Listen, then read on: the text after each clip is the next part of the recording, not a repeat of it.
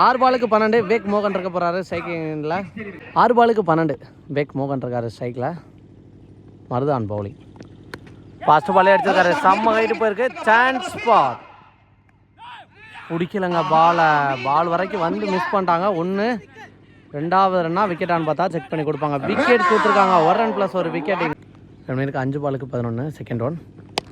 Fast பாலே அடிச்சிருக்காரு. Mid விக்கெட்ல chance பார் போயிடுச்சுங்க. 6 அலட்சியமா அடிச்சிருக்காரு. உள்ள வந்த முதல் பந்திலே இங்க 6 பாலுக்கு 5. ஸோ ஸ்ட்ரைட்டாகவே அப்படியே பவுலிங் டீம் மேலே ப்ரெஷரை திருப்பி விட்டான்னு சொல்லலாம். உள்ள வந்த ஃபர்ஸ்ட் பாலே ஒரு 6 அடிச்சது மூலமா இந்த மாதிரி ஹைட்டு போயிருக்கு. டிஸ்டன்ஸ் போகலை. ஒன்றா கேட்சுக்கு வாய்ப்பான்னு பார்த்தா அங்கே ஃபீல்டர் போஸ்டாருங்க.